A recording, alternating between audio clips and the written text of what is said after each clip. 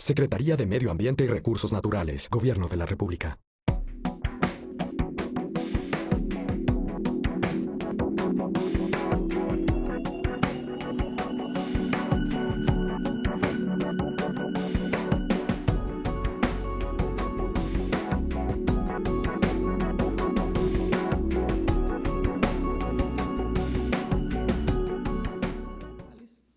Y voy a comenzar con una especie de cuento de árabe para niños.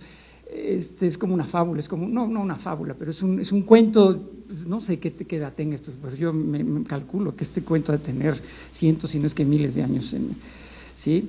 Y es una cosa muy sencilla, simplemente un padre le dejó a sus hijos todo, diciéndoles, bueno, para los dos, nada más divídanselo a la mitad, ¿sí? Y entonces eso fue lo que hicieron. Todos tenían sus huertos y el hermano mayor, pues aprovechándose un poco del hermano menor, le dijo, bueno, pues a ti te toca del tronco para abajo, porque estás chiquito y los puedes abrazar, y a mí me tocan las copas de los árboles que están muy altas. Y las cabras, bueno, pues a ti no te gustan los traseros, así es que tú te tienes la boca, etcétera, y yo me quedo con los traseros. Y los campos de cultivo, pues tú te quedas con los campos durante la primavera y el verano, las flores muy bonitos, y yo me quedo con el otoño seco y el invierno espantoso, etcétera. Y entonces, claro, el hermano dijo, pues esto está fabuloso, y no había ningún problema, ¿no? Firmaron ahí los acuerdos, etcétera, y establecieron el ordenamiento territorial, ¿sí? Claro, al poco tiempo se dieron cuenta de que eso no funcionaba. Sí, al hermano menor le tocaba hacer todo el trabajo, regar los huertos, porque eso tocaba en las raíces, darle de comer a las chivas y sembrar durante la primavera. Sí, y al hermano mayor le tocaba cosechar y le tocaba recoger los frutos y ordeñar a las… Y entonces, claro, el hermano menor dijo, oye, esto ya como que no me está gustando. Bueno, pues así quedó, mi papá sí dijo, y tú estás de acuerdo, y ya lo firmamos, y así está nuestro ordenamiento territorial, ¿sí? Y entonces, claro, pues el hermano pequeño se hizo cada vez más pobre, y el hermano grande se hizo cada vez más rico. Hasta que llegó un momento en que simplemente el hermano menor dijo, pues aunque ni tengo dinero, ni tengo por qué hacer las cosas, entonces dejó de sembrar, dejó de dar de comer, dejó de quién sé qué, y por supuesto, pues se acabaron los productos, etcétera. Y entonces, ante esa crisis empezaron a decir, bueno, pues vamos, ¿por qué no le pensamos otra vez? ¿Sí? ¿Y por qué no le planteamos eso? Bueno, ese cuento es el meollo del asunto que nos toca discutir ahora. ¿Sí? Justamente detrás del problema que estamos viviendo y por qué es tan importante el concepto de manejo integrado de cuencas, viene en ese sentido. Porque cuando nosotros vemos el territorio y cuando nosotros volamos, ustedes agarran un avión de donde sea, vean hacia abajo y van a ver todo el territorio está cuadriculado, ¿no? Inclusive tenemos estas situaciones, ¿no? Donde este campo de dunas empezó a caminar y pues iba afectando a unos a otros, etcétera, ¿sí? Pero si nosotros vemos a lo largo del, para donde volteemos, siempre estamos viendo el terreno completamente cuadriculado, inclusive las cuencas segmentadas, digamos aquí esta es la frontera entre México y Estados Unidos, en la zona de California, y se ve la frontera, y viene el río por acá, pero está la ciudad ahí junto, ¿sí? Este cauce del río, y están todo segmentado, etcétera, y esta última foto es una joya, donde se ve muy claramente el río, y entonces se ve muy claramente que hay dueños diferentes con políticas de manejo diferentes, partiendo pues la vaca a la mitad, ¿sí? Un poco esa es la realidad, ¿no? ¿Y dónde está el hermano menor? ¿Y dónde está el hermano mayor? Bueno, pues el patrimonio biocultural de los pueblos indígenas. Este es un libro hermosísimo que escribió Eckhart Boeger hace unos años, interesantísimo, en donde muestra todos estos terrenos indígenas, una población indígena en México de 10 millones de habitantes, 2/3 parte de esa población vive en un territorio de 14% del país, y resulta que estas personas son herederas, digamos, de toda una tradición de conocimiento, ¿sí? Todo el mundo sabe que el maíz se domesticó en México, pero muy poca gente sabe que tenemos más de 118 especies domesticadas por los mesoamericanos y que son la base del alimento mundial, etcétera. ¿Qué haríamos en el mundo sin la calabaza, el frijol, el chile, el jitomate, el maíz, etcétera, ¿no? Y resulta que todos estos pueblos indígenas, estas comunidades están en las cabeceras de nuestras cuencas, ¿no? Este estudio muestra que el 60% de los bosques y selvas del país están en ejidos y en territorios indígenas, y que la mayoría de estos territorios indígenas están en cabeceras de cuencas, los fuimos empujando a estas zonas poco productivas allá, etcétera. Y ahora resulta que son zonas sumamente importantes, ¿sí?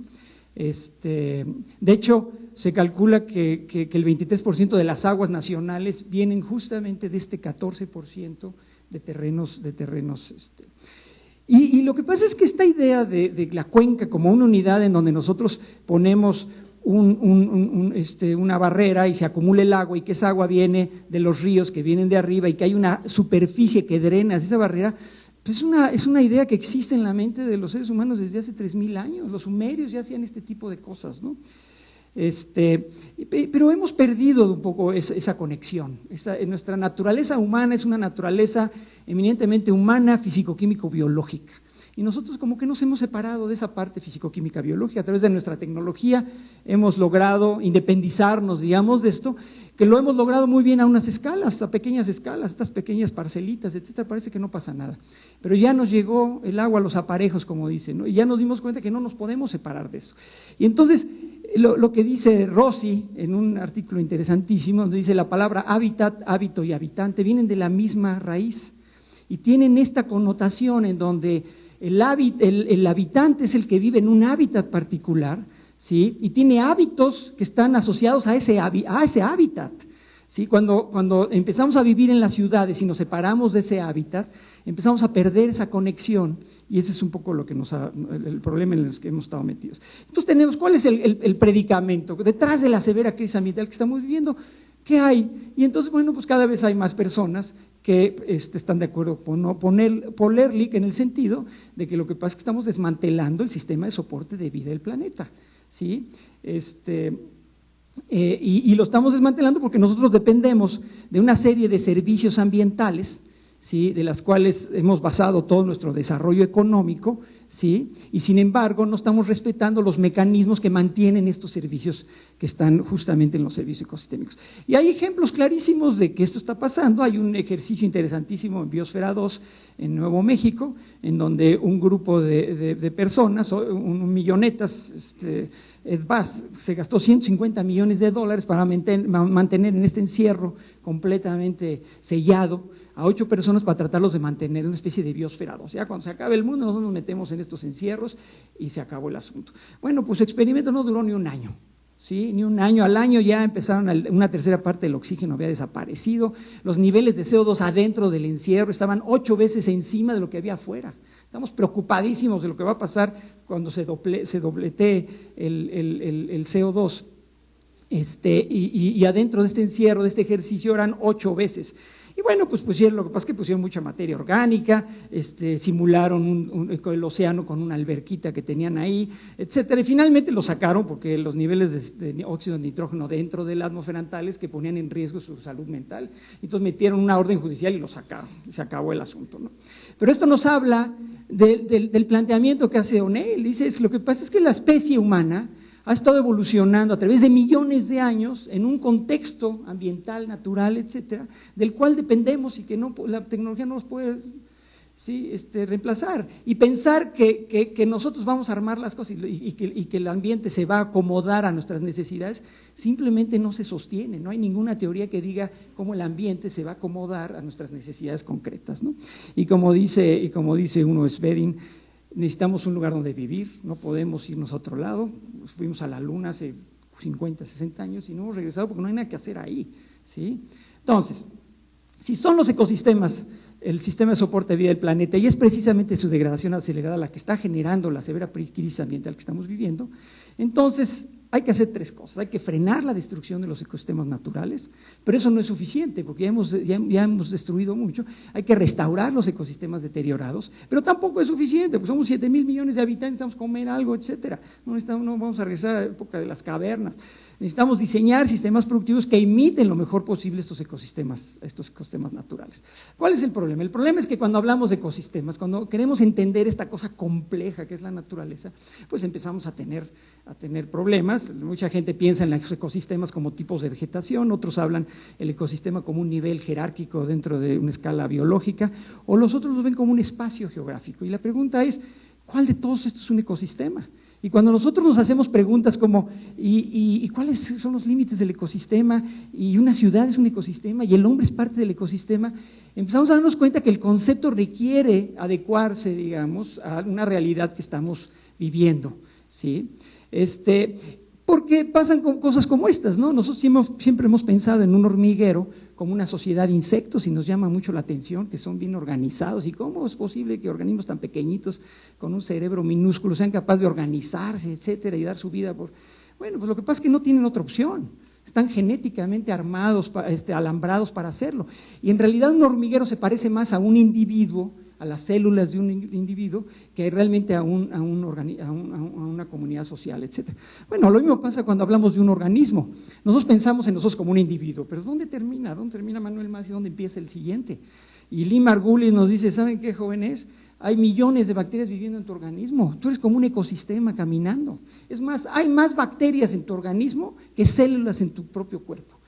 ¿Sí? Se han descubierto alrededor de unas 200 especies de bacterias diferentes en tu cuerpo. ¿Sí? Y se piensa que hay alrededor de 500. Entonces, ¿somos unos individuos o somos ecosistemas caminando? Entonces, ese planteamiento, sí, pues trae consigo la necesidad de empezar a ver estos procesos, estos entes, estas realidades, digamos, desde la perspectiva funcional y sistémica.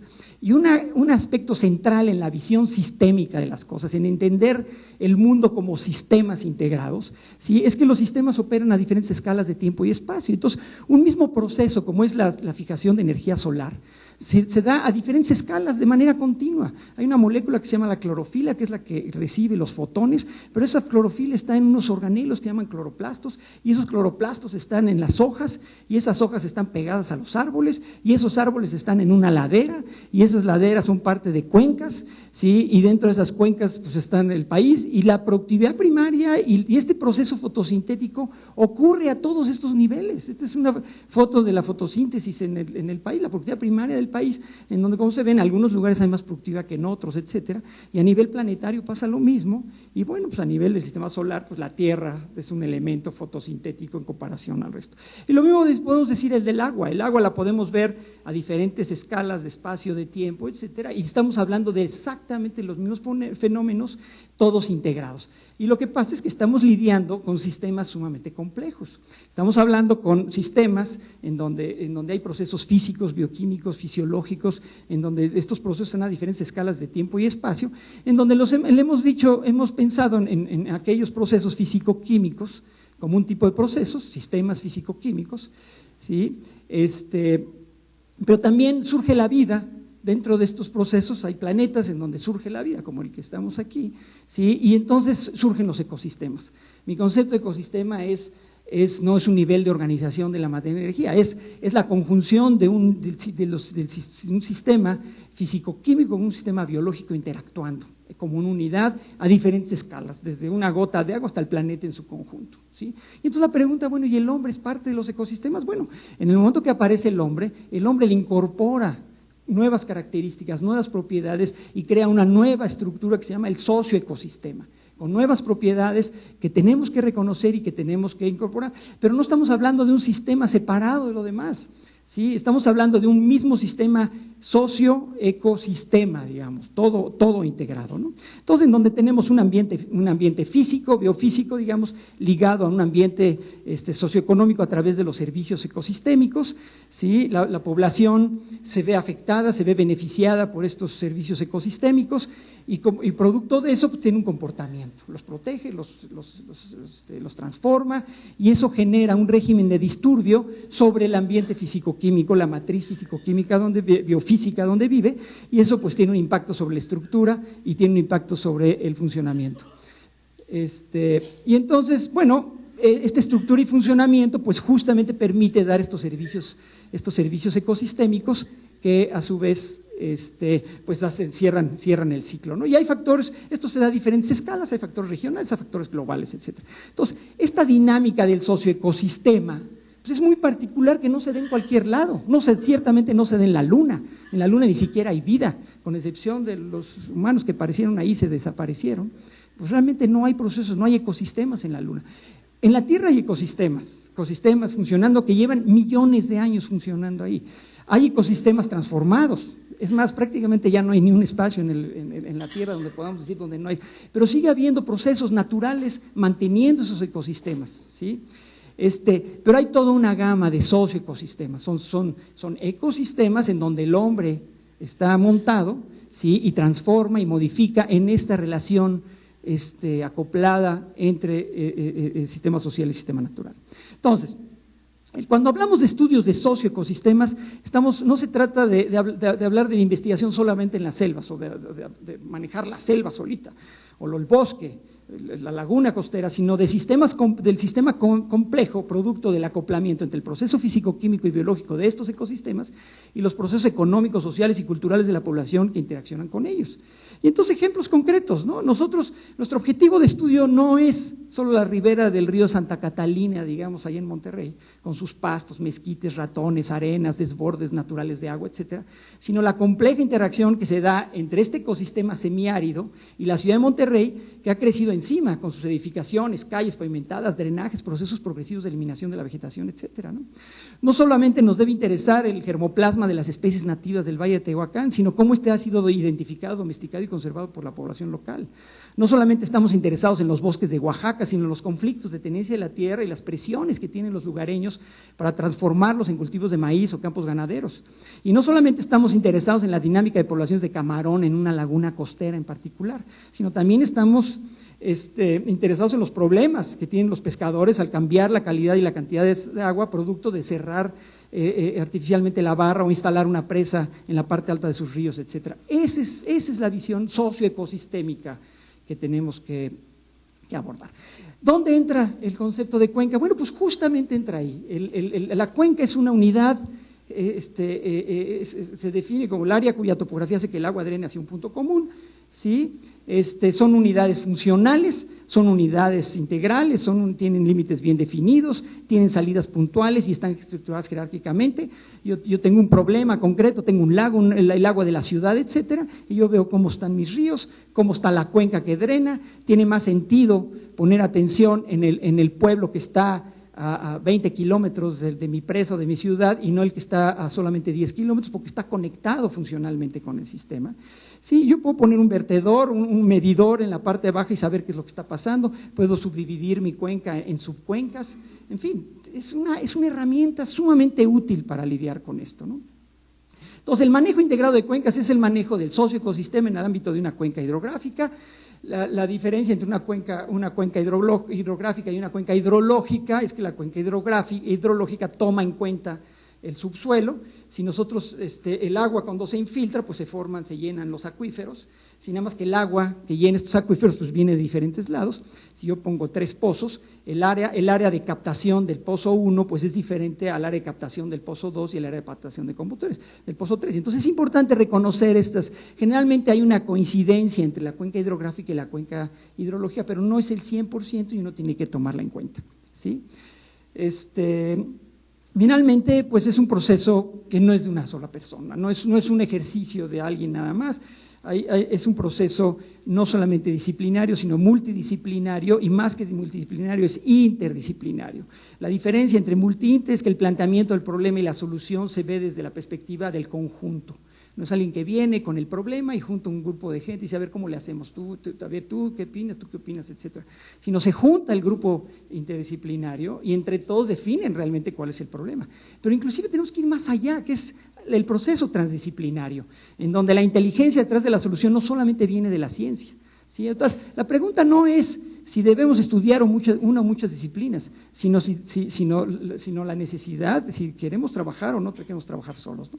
Entonces, en la transdisciplina, sí, la inteligencia la fuente de inteligencia, digamos, se extiende a incluir el conocimiento no científico, las preguntas de investigación se definen de manera conjunta entre científicos y la sociedad, y la calidad y el trabajo es revisada por ambos grupos, los usuarios como expertos en relevancia y los científicos como expertos de rigor, ¿sí? No voy a meterme mucho en esto.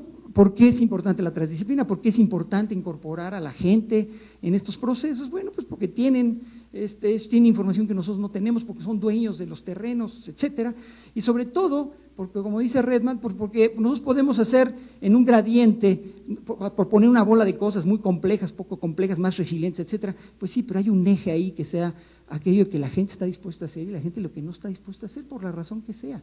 Y nosotros solamente no tenemos todas las posibilidades, hay un grupo de acciones, etcétera. Entonces, nuestro manejo de ecosistemas está basado en el mejor entendimiento de las interacciones y procesos ecológicos, pero también en la historia, reglas de interacción, procesos de cooperación social, y estas son las últimas dos transparencias, porque ya me están aquí. Entonces, tenemos que basarnos en lo que sabemos, no solamente los científicos, sino también la población local. ¿Sí? Vamos a hablar más adelante del protocolo de manejo de ecosistemas, de cuencas, y el protocolo tiene que basarse en lo que ya sabemos, no estamos empezando de cero, nunca. Y entonces nos hacemos preguntas como estas: ¿cuáles son los principios ecológicos que pueden ayudarnos a este manejo? ¿Cuáles son los procesos ecológicos que mantienen la integridad en este sistema en particular? ¿Cuáles son los factores que lo están alterando? La escala particular a la que tenemos que trabajar. ¿Podemos identificar una buena referencia de manejo? ¿Cuáles son las limitaciones? Pero este es el componente ecológico. Tenemos también que preguntarnos cosas como cuál ha sido la historia particular de manejo de este ecosistema. ¿Qué sectores sociales están involucrados? ¿Qué instituciones políticas y económicas, jurídicas están involucradas, ¿no? ¿Qué discurso y argumentos provienen de estos diferentes sectores? ¿Y qué valores y actitudes o condiciones repercuten en el control? Tenemos que pensar en el socioecosistema. Es el manejo del socioecosistema embebido en el contexto de una cuenca hidrográfica. Esto que pomposamente se llama como manejo de socioecosistemas, bueno, pues, ¿qué diferencia entre el manejo de ecosistemas y manejo de socioecosistemas?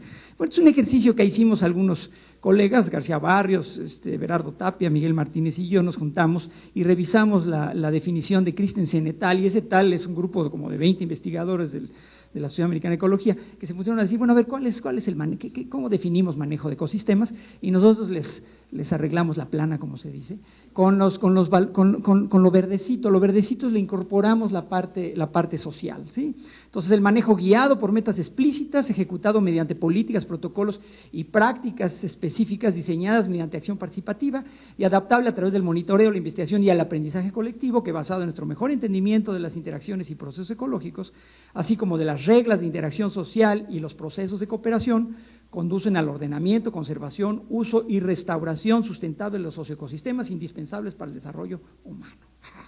Bueno, vamos a desglosarlo, las definiciones son buenas pues, porque resumen cosas, pero vamos por partes. Este es el diagrama que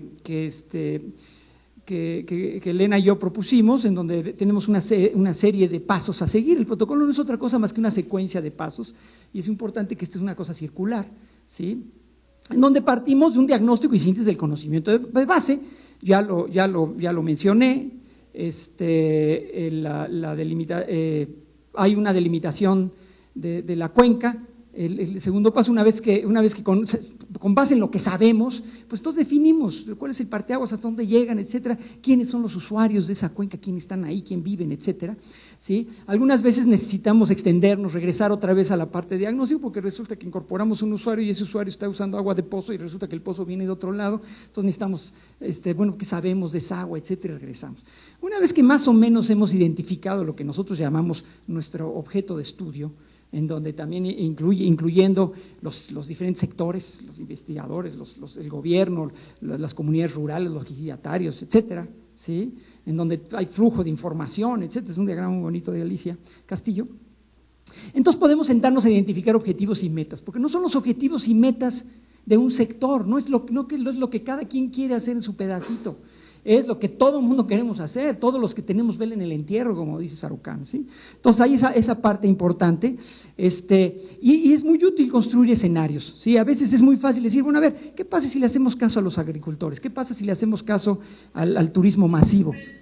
Bueno, entonces, ¿qué pasa si hacemos el turismo, si continuamos con el turismo masivo? ¿Qué pasa si si intentamos una cosa diferente, etcétera, en términos de demanda, en términos de ofertas, etcétera, ¿no? Entonces, hacer pronósticos, pensar qué pasaría si le hacemos caso a un sector o le hacemos caso a otro sector, etcétera, pues eso nos ayudaría tremendamente para tratar de ver, bueno, quién se beneficia y quién se perjudica de lo que estamos haciendo. Nada más que hay que tener en cuenta que los procesos toman tiempo en responder, que los sistemas toman tiempo en responder a esos procesos, y que cuando es una cuenca pequeña, en unos cuantos meses, en unos cuantos años, nosotros podemos ver el impacto del manejo. Pues si nosotros tenemos una cuenca de miles de kilómetros cuadrados, pueden pasar 20 años antes de nosotros empezar a ver eso. Entonces tenemos que ser conscientes de esto. Por eso estos procesos tienen que ser procesos de largo plazo y reconocer la incertidumbre en el proceso.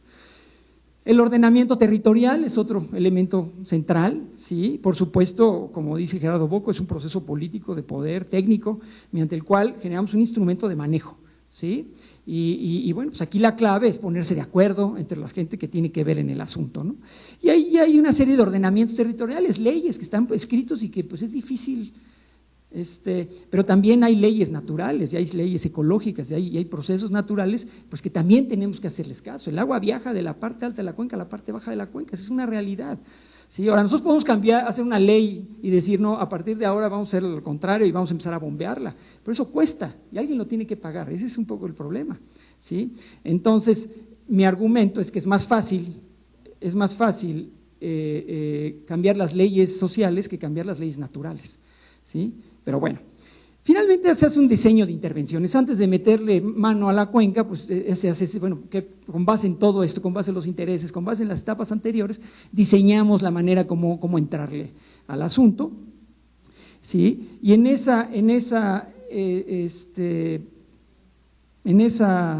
ese proceso, ¿sí? Pues nosotros generalmente nos preocupamos por las estrategias de intervención técnica, cómo controlamos la pérdida de suelos, la escasez de agua, la sequía, cómo lidiamos con las deficiencias de nitrógeno, etcétera, ¿sí? Y entonces, pues tenemos técnicas conservacionistas, ecológicas, tecnoecología, digamos, labranza de conservación, abonos verdes, policultivos, todas estas cosas que nos ayudan a lidiar con eso. Sin embargo, tenemos que ser muy conscientes, ¿sí?, que en realidad ese es un tipo de intervenciones, esas son intervenciones al ecosistema, ¿sí?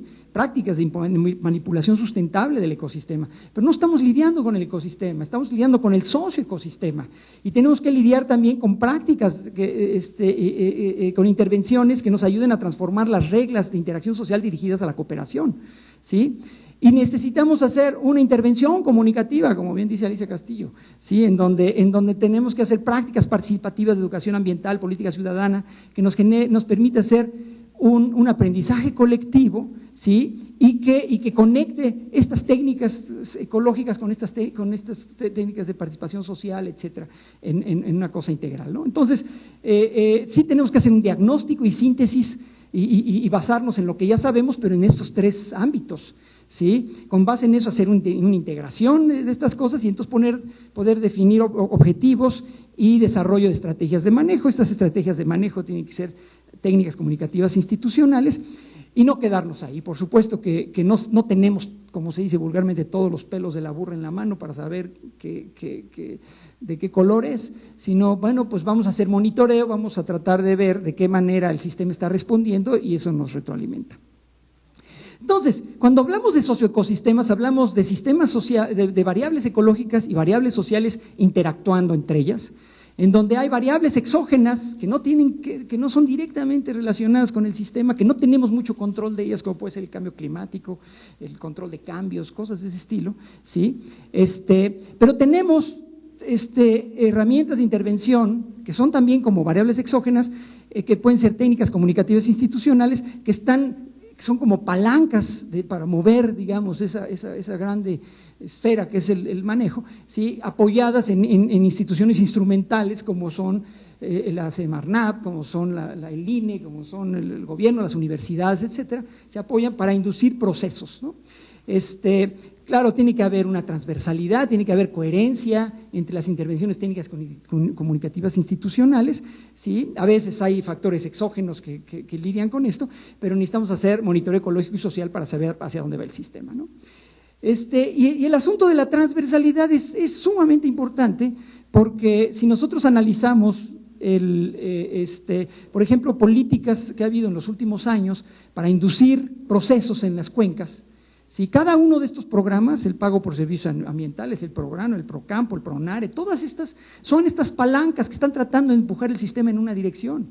Y esas palancas no son del mismo tamaño. Hay una palanca que se llama Procampo que tiene 14,000 millones de pesos y le dan 700 pesos a cada ejidatario por lidiar con el asunto y tiene más de 10 años de estar funcionando el programa. Mientras que el programa de pago por servicios ambientales, y esto haya cambiado, alguien ya me brincó una vez, afortunadamente, pero pues nosotros le dedicaban 200 millones de pesos por 5 años y le daban 380 pesos al campesino, ¿no?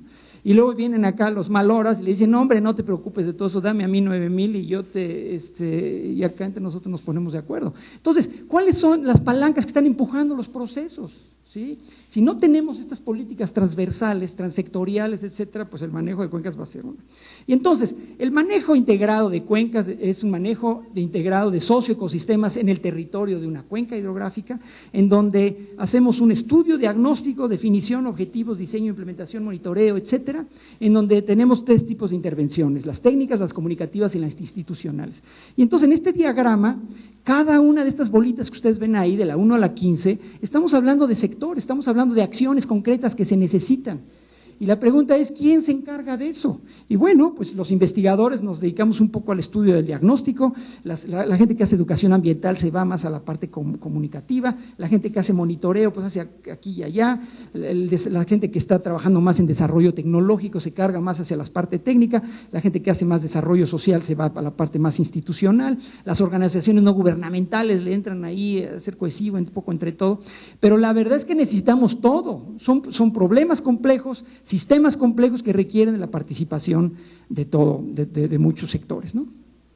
Entonces aquí tenemos la secuencia de pasos, el diseño de intervenciones. Cuando hacemos diseños y la corroboramos con los otros sectores, pues brincan cosas, oye, a mí no me conviene esto, quién sabe qué, etcétera. Entonces, bueno, vamos a cambiar los objetivos, vamos a modificarlos, vamos a ver el ordenamiento territorial, etcétera, y es un círculo. Una vez que se define, se hace la implementación de la estrategia de manejo, pero la cosa no se queda ahí. Tradicionalmente se piensa que los científicos solamente estamos en una etapa del proceso, y en realidad nosotros podemos colaborar de manera muy significativa en muchos procesos. A lo mejor no tenemos nada que decir con respecto a la implementación del manejo, porque no somos dueños de parcelas ni de cuencas y cosas de estilo, pero podemos ayudar tremendamente para hacer diagnósticos, para construir escenarios, para hacer monitoreo, cosas de ese estilo, ¿no? Y eso lo mismo, estas son estrellitas puestas a los académicos, pero cada sector puede poner sus estrellitas y decir dónde yo me siento más involucrado, ¿no? Y finalmente está el manejo adaptativo. Las cosas no quedan, se implementan y se acabó el asunto. Tenemos que saber qué es lo que está pasando y reconocer que hay una incertidumbre en el proceso. Y entonces eso se llama manejo adaptativo, que es, en esencia, es ir adaptando, sintonizando las decisiones de manejo conforme mejoramos nuestro entendimiento del socioecosistema, ¿sí? Y vemos cómo responde al programa de manejo. ¿Sí? En esencia, pues es reconocer la incertidumbre, es utilizar modelos y corroborar esos pronósticos, establecer metas a corto, mediano, largo plazo, mantener monitoreo constante, evitar acciones que no tengan reversa, establecer vías administrativas que permitan modificar decisiones, hacer acción participativa, incorporar el carácter científico. Todo esto es parte del manejo adaptativo, ¿sí? El manejo puede aparecer en diferentes momentos, ¿sí? Es un círculo y los círculos pues no tienen comienzo o fin. Puede empezar cuando pues queremos hacer una síntesis y nos damos cuenta de un problema, o cuando a través de un monitoreo nos damos cuenta que hay un problema. Él puede aparecer, digamos, en momentos diferentes, pero es un círculo, digamos, pero es una cosa muy dinámica, como ya vimos, los procesos se dan, etcétera, ¿no? Entonces, este es el mensaje central, son las 2 últimas transparencias para aquellos que están preocupados por el tiempo. Son 2 transparencias que resumen en gran medida por qué es importante el manejo de cuencas, porque el manejo de cuencas resuelve problemas de manera mucho más eficiente, problemas viejos y problemas nuevos, ¿sí? Los problemas, y vamos a hablar del agua, el manejo del agua, que es un tema central. Uno se va con las ciudades, en las comunidades, siempre el agua es el tema central. Bueno, el agua tiene problemas de suministro, de distribución, de manejo de residuos, de control de inundaciones. Y este es un ejercicio que hice con Elena, con Marisa Massari, ¿de acuerdo? Es un ejercicio muy interesante, en donde dijimos, bueno, a ver, de suministro, ¿qué problemas de suministro el manejo de cuencas puede ayudar y hacerlo más eficiente. Bueno, pues el problema de la recarga de los acuíferos, el control de erosión, la calidad del agua, la captación de lluvia, el caudal ecológico, la conectividad hidrológica, son problemas que con el enfoque de cuencas se puede hacer más eficiente. Algunos de estos problemas son añejos, otros son nuevos, ¿sí? Problemas del costo de distribución, oferta y demanda del recurso, planeación urbana, fortalecimiento institucional, valoración adecuada de los recursos, problemas de distribución de la misma manera. El manejo de residuos, la contaminación difusa, la capacidad autodepurativa de los cuerpos de agua, la contaminación natural, la ubicación de plantas de tratamiento de agua, la ubicación de monitoreos y rellenos sanitarios. De nuevo, usando el manejo de cuencas es mucho más fácil, ¿sí? Y el control de inundaciones, lo mismo, es mucho más fácil, ¿no? Entonces, frecuentemente muchas cosas que con tecnología tratamos de resolver, ¿sí? Simplemente haciendo un manejo integrado de cuencas se resuelve, ¿sí?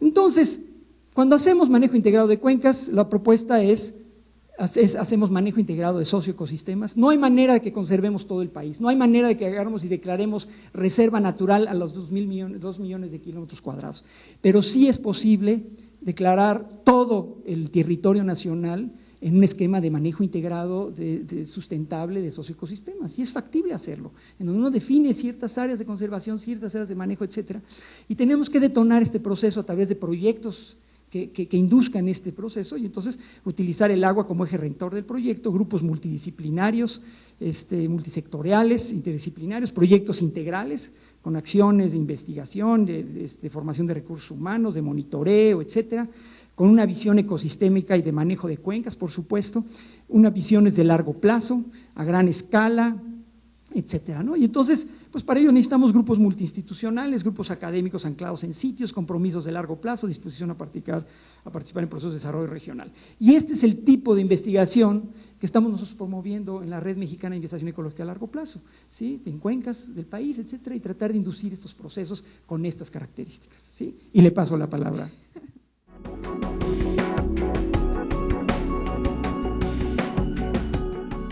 Vamos a seguir entonces con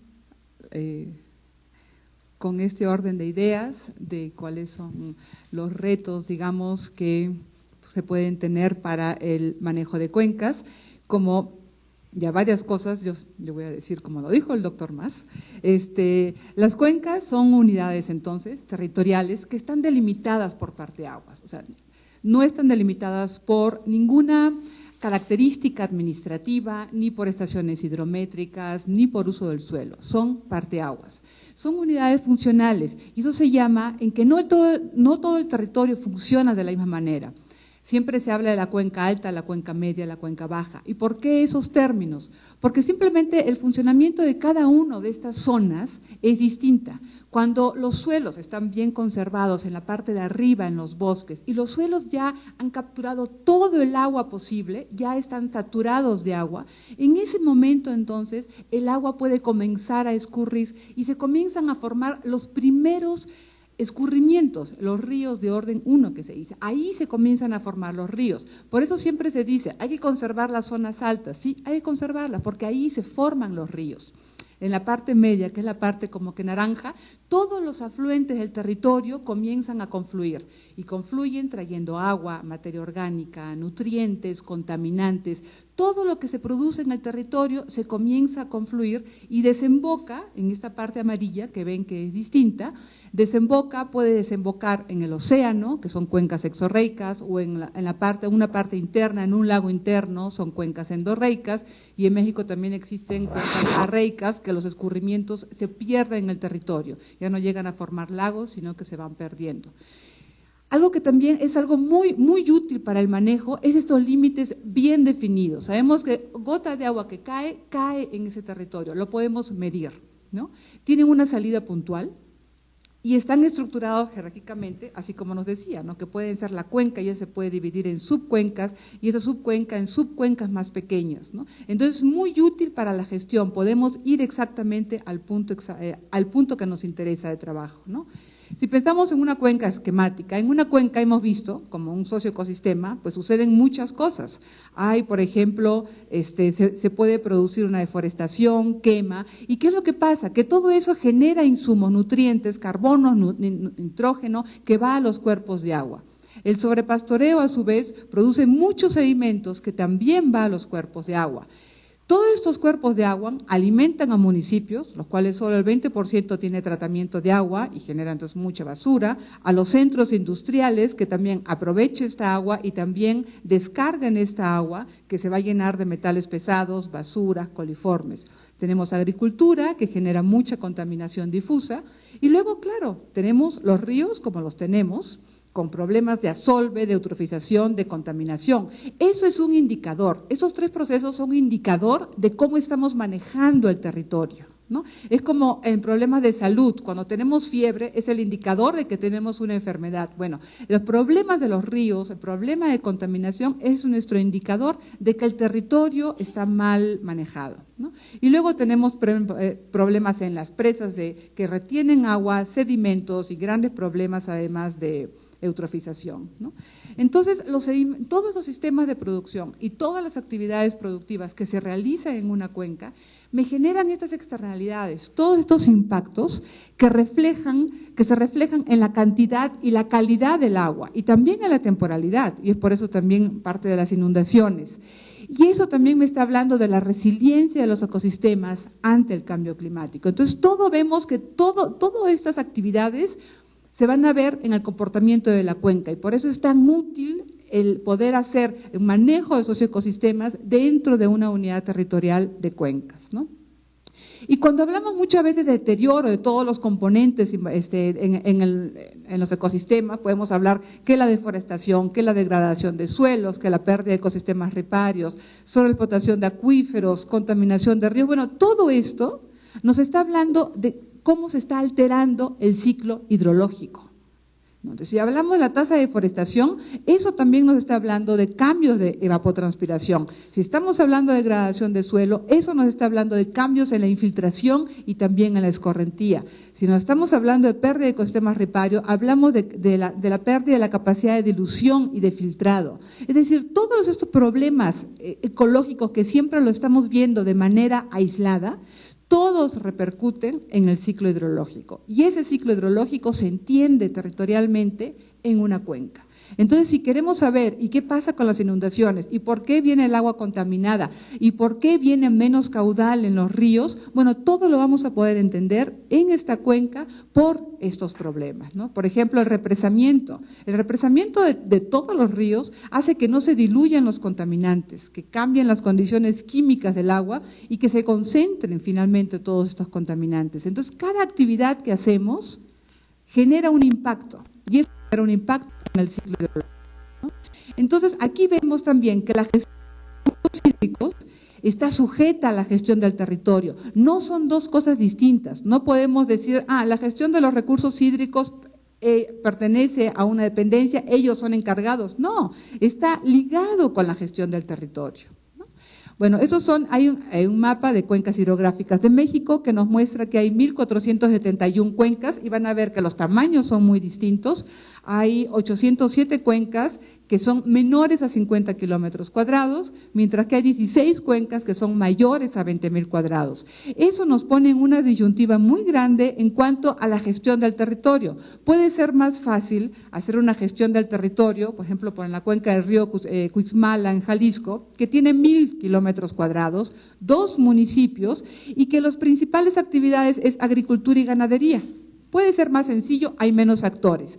Pero ¿qué pasa en una cuenca como Lerma-Chapala? Más de 50.000 kilómetros cuadrados, 5 estados, 103 municipios, y están todos los sectores, industrial, urbano, agrícola, pesca, ganadería, energía. Bueno, es bastante más complicado. Entonces, ahí es donde juega, bueno, podemos ver algo como planeación en cuenca y la gestión la podemos hacer en subcuenca. Y eso nos dice que lo que hagamos en la subcuenca va a repercutir en la integralidad de la cuenca, ¿no?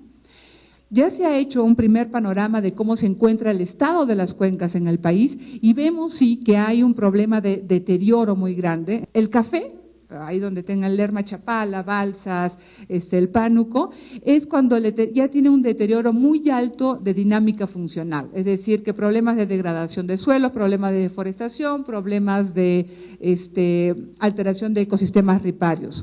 Los colores naranja es donde ya se está viendo que al 2030 el crecimiento poblacional está sobre el nivel promedio. Entonces, ahí vamos a esperar una presión muy fuerte sobre recursos naturales. Y los rojos, por ejemplo, el río Santiago, el río Jamapa, es donde se coinciden ambas características.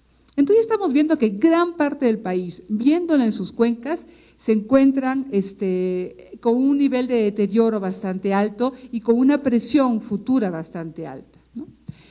Ahora, cuando hablamos de cuencas hidrográficas, nos encontramos con varias instituciones ya existentes. Una es la de organismo de cuencas que corresponde a las regiones hidrológicas de Conagua, y entonces ahí comenzamos a ver que nuestras cuencas y los organismos de cuencas, bueno, coinciden en los grandes parteaguas, pero que los organismos de cuencas están abarcando muchas cuencas pequeñas. Cuando hablemos los consejos de cuenca, que son aquellas instituciones donde participa la población, y que es muy importante que la población, porque son sus tierras, pueda estar participando, pueda estar dando su opinión sobre el tipo de manejo que se necesita, bueno, también vemos que hay una disyuntiva, y ahí entonces nos encontramos frente a un reto de cómo lograr esta visión común y consensuada del territorio de la cuenca. Tenemos que comenzar a voltear y hacer la planeación territorial de las cuencas y no hacerlas por regiones hidrológicas o por municipios o por estados, estar viéndolas por cuenca. Y ese es un reto que tenemos que, con estas nuevas reformas, realmente poder abordar este tema para poder comenzar a hacer una buena gestión de las cuencas, ¿no? Y entonces, si hasta ahora no los hemos convencido, ¿no? Bueno, ¿por qué utilizar a la cuenca como unidad de planeación y de gestión? Porque todas las actividades productivas en una cuenca generan estas externalidades negativas, estos impactos que son transportados por el agua. Todo es transportado por el agua, y lo cual constituye un indicador de la salud ambiental de la cuenca. En ninguna otra unidad tenemos un indicador tan sencillo, tan flexible, tan sensible a lo que está ocurriendo en el territorio. Nos permite determinar todas las fuentes contaminantes, intensidades y los impactos en la dinámica ecológica de la cuenca. Nos permite priorizar zonas de trabajo. Tenemos pocos recursos, tenemos que priorizar. Con este enfoque podemos decir dónde en la cuenca hay que comenzar a trabajar. Posiblemente ahora se están atendiendo con todos los programas que tenemos zonas de las cuencas que no necesariamente son las más importantes para el mantenimiento de servicios ambientales hidrológicos, ¿no?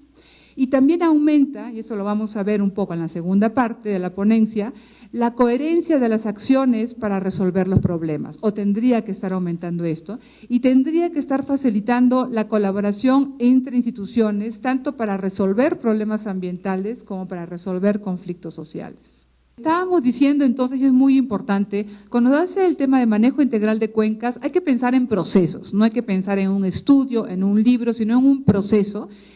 Y como dijo doctor Mas, tiene que ser adaptativo, flexible y dinámico. Ahora sí, la unidad de planeación y de gestión tiene que ser una cuenca, y eso es muy importante, y además hay que ver que este manejo de cuencas que pueda determinar las principales externalidades, las áreas prioritarias, las instituciones y los sectores que están involucrados.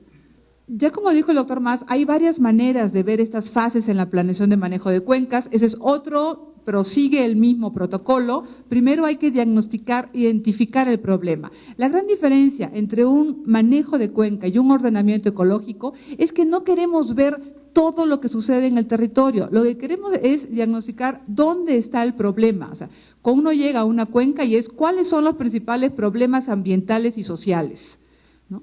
Y para ver sobre todo si ese problema ambiental y social se puede resolver con un manejo de cuenca.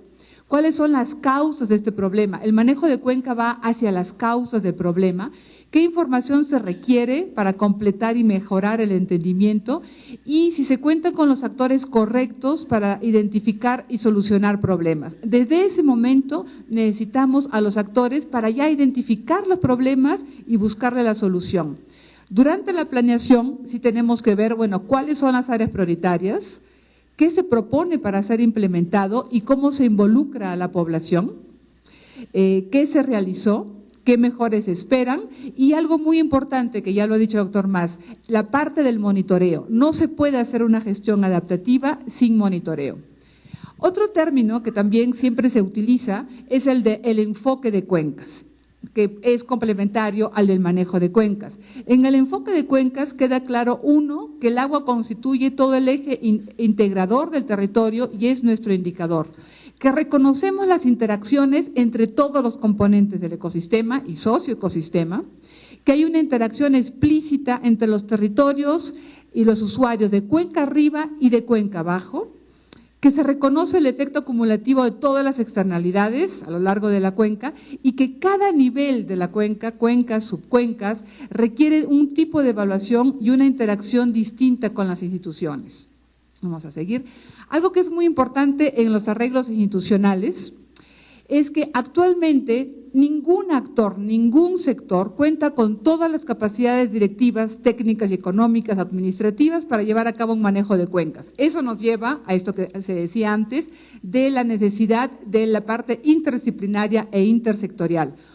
Ninguna institución se puede hacer cargo del manejo de cuencas y se requieren arreglos institucionales entre asociaciones civiles, centros académicos, instituciones locales, municipios y estados.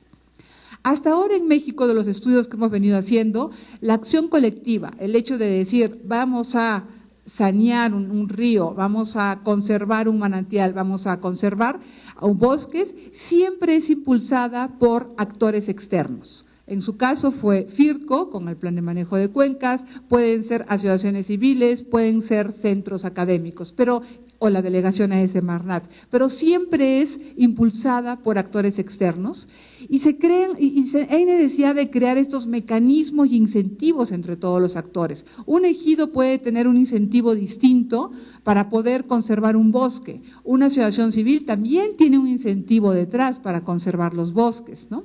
Y algo muy importante es la creación de esta identidad común. Por ejemplo, este es un caso, este es un cartel en la cuenca Ayuquila-Armería, y lo que dice es conservemos nuestro orgullo, ¿no? Acá muestra el pájaro martín pescador, que es representativo de la zona, y así como pueden haber escudos de municipios, escudos de estados, también hay algo para la cuenca, y cada vez que se hace una acción en esta cuenca, tiene este aviso diciendo, esto es una cuenca, se hacen acciones en los municipios arriba, en los municipios abajo, y todo tiene estos avisos, es algo que está haciendo un manejo de toda la cuenca, ¿no?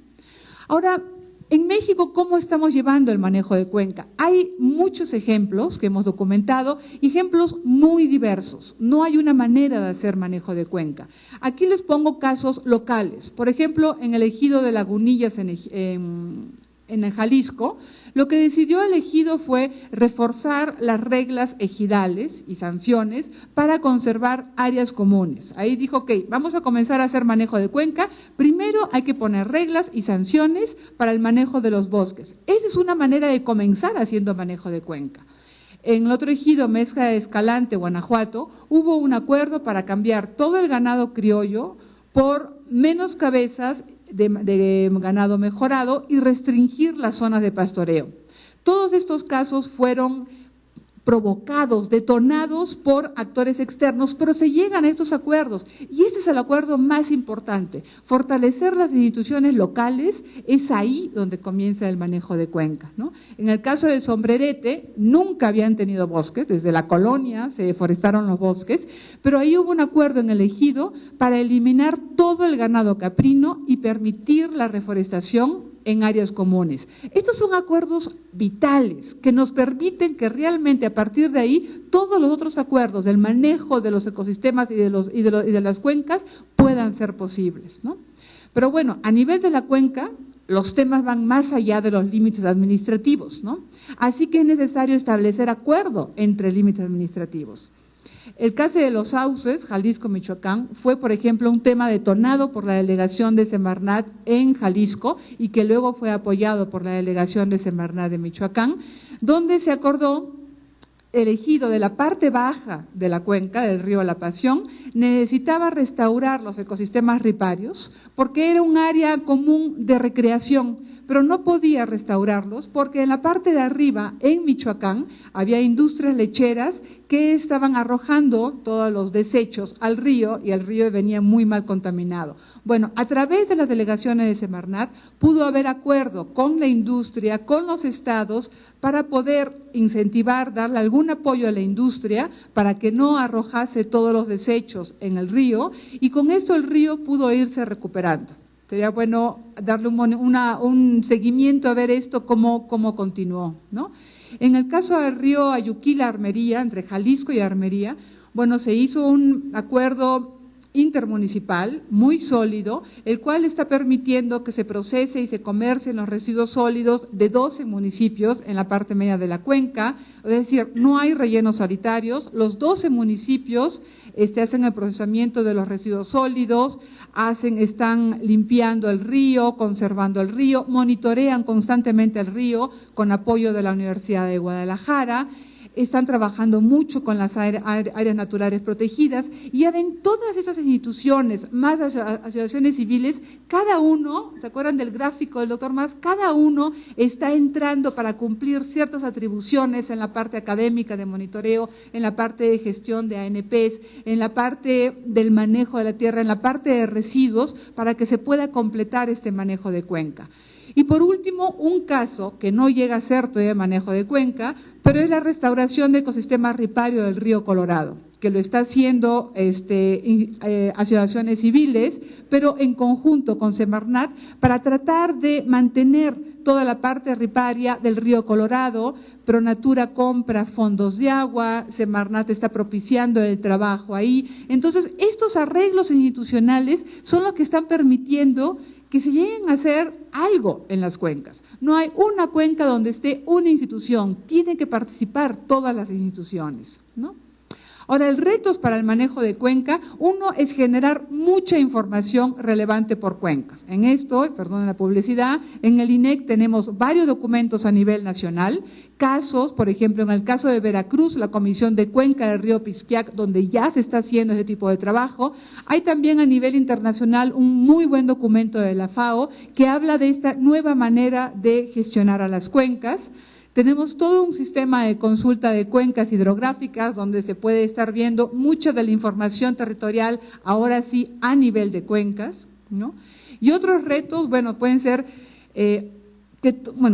retos, que las preguntas y la resolución de problemas deben atenderse con una visión integral del territorio. Y esto es un reto que tenemos todos. Siempre nuestros retos son por sectores, son por dependencias, son por entidades administrativas y tenemos que conseguir estos acuerdos entre nosotros para que los retos sean territoriales. Los retos no es de una dependencia, el reto es del territorio. Cuando comencemos a voltear así la pregunta, entonces vamos a poder decir, bueno, ¿cuál es la problemática del territorio y quién tiene que estar en ese territorio, en esos acuerdos para poder resolver la problemática, ¿no? Tenemos que alinear los programas y las acciones para resolver los problemas. Muchas veces nos acostumbramos a decir mi acción, mi meta, mi programa, sin tener esa interacción y estamos justo en el momento, en el inicio de un sexenio para poder comenzar a construir todo esto, comenzar a construir todos los arreglos institucionales que están adecuados a la problemática. Otra vez, ustedes quieren hacer manejo de cuenca. Primero es ¿por qué? Hay un problema con el agua, muy bien, ¿quién tiene que estar entonces en la mesa? A lo mejor no es necesariamente el ganadero, pero a lo mejor es el industrial, a lo mejor es la parte urbana, a lo mejor es el organismo operador, ¿quién tiene que estar en la mesa, ¿no? Y algo básico que ya nos ha demostrado, menos mal estas últimas décadas, es que se requiere fomentar la participación activa e informada, no una participación por consulta, sino una participación informada de la población y una participación activa de la población para lograr que estos acuerdos que hemos estado viendo a niveles de ejido, a niveles de municipio, realmente confluyan en acuerdos. Y esos acuerdos son la base del manejo de cuenca. El manejo de cuenca no es una colección de acciones.